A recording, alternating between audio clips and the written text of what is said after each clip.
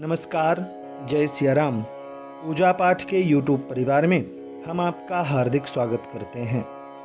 रक्षाबंधन का त्यौहार श्रावण मास की पूर्णिमा के दिन मनाया जाता है, इसलिए इसे कई जगह राखी पूर्णिमा भी कहते हैं।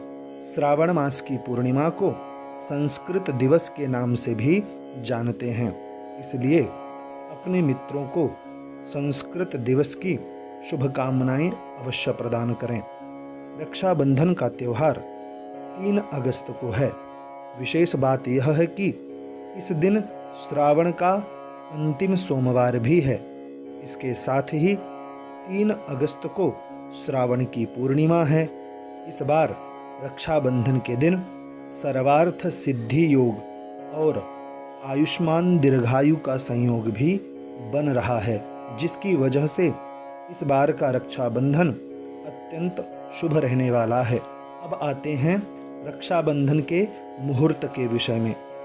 राखी बांधने के समय भद्रा नामक जो कुयोग है वह नहीं होना चाहिए। कहते हैं रावण की बहन ने उसे भद्रा काल में ही राखी बांध दी थी, इसलिए रावण का विनाश हो गया। 3 अगस्त को भद्रा सुबह 8:29 तक है। राखी का त्यौहार सुबह 8:30 से शुरू हो जाएगा। वर्तमान समय में कोरोना महामारी के कारण कई भाई बहन एक दूसरे से विलग हैं। भाई अन्यत्र स्थान पर हैं और बहन अलग स्थान पर हैं, इसलिए रक्षाबंधन में इस बार यात्रा संभव नहीं हो पाएगी। इसलिए बहन को चाहिए कि भाई के स्वरूप में भगवान श्री कृष्ण को राखी बांध करके भाई का पूजन करें और उनसे प्रार्थना करें कि वह अपनी कलाई में रक्षाबंधन कर लेवें। अब जानते हैं इस बार विशेष क्या है। इस बार के रक्षाबंधन में सर्वार्थ सिद्धि योग प्राप्त हुआ है। इस संयोग में सारी मनोकामनाएं सिद्ध होती हैं। इसके अलावा इस दिन आयुष्मान दीर्घायु योग है, अर्थात इस योग में रक्षाबंधन करने से भाई और बहन दोनों की आयु लंबी हो जाती है, अर्थात दोनों लोग दीर्घायु को प्राप्त होते हैं। 3 अगस्त को चंद्रमा का ही श्रवण नक्षत्र है। मकर राशि का स्वामी शनि और सूर्य आपस में समसप्तक योग बना रहे हैं। शनि और सूर्य दोनों आयु बढ़ाते हैं। गणमान्य ज्योतिषाचार्यों के अनुसार ऐसा संयोग 29 साल बाद आया है। वैसे तो रक्षाबंधन का त्यौहार मन की भावनाओं का त्यौहार है, परंतु रक्षाबंधन करते समय अगर मंत्र पाठ किया जाए तो वह रक्षाबंधन दीर्घायु प्रदान करने वाला होता है। भाई और बहन दोनों की रक्षा होती है, इसलिए रक्षाबंधन करते समय मंत्र पाठ अवश्य करना चाहिए।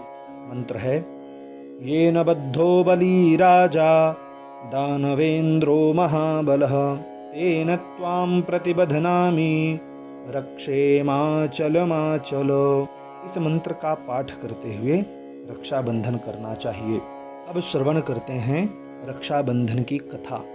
पुराणों के अनुसार जब राजा बलि अश्वमेध यज्ञ करा रहे थे, उस समय भगवान विष्णु ने राजा बलि को छलने के लिए वामन का अवतार लिया और राजा बलि से 3 पग धरती दान में मांगी। राजा बलि ने सोचा कि यह ब्राह्मण 3 पग पृथ्वी में कितनी धरती नाप लेगा।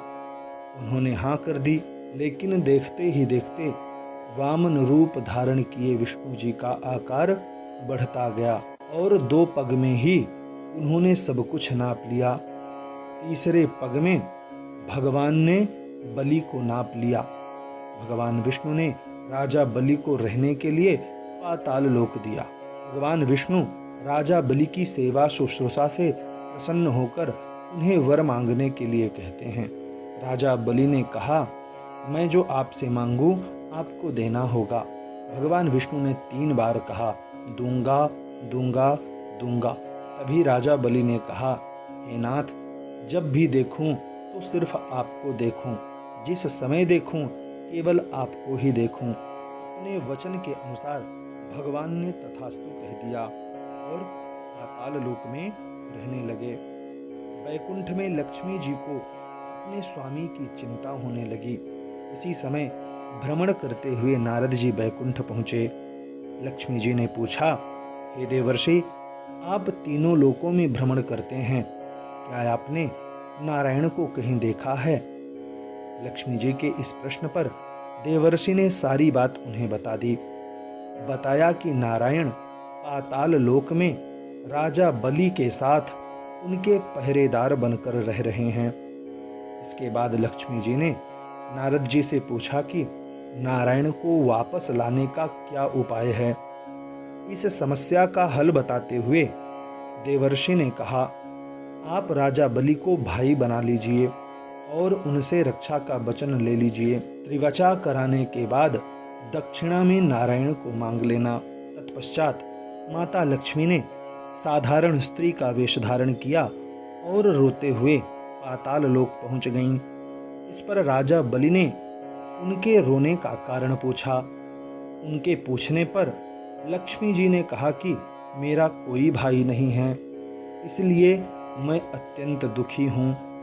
तब बलि ने कहा, तुम मेरी धर्म बहन बन जाओ। उसी समय रक्षा बंधन हुआ। इसके बाद लक्ष्मी जी ने बलि से त्रिवचा करवाया और दक्षिणा स्वरूप राजा बलि से उनका पहरेदार मांग लिया। कहते हैं कि तभी से रक्षाबंधन का यह त्योहार मनाया जाने लगा। आशा करते हैं रक्षाबंधन से संबंधित आपको यह वीडियो पसंद आया होगा। इस वीडियो को लाइक करें, शेयर करें और हमारे चैनल को सब्सक्राइब करें। इस वीडियो से संबंधित आपका कोई प्रश्न है, शंका है अथवा कोई सुझाव है तो नीचे कमेंट बॉक्स में हमें बताएं। यह वीडियो देखने के लिए आपका बहुत बहुत धन्यवाद।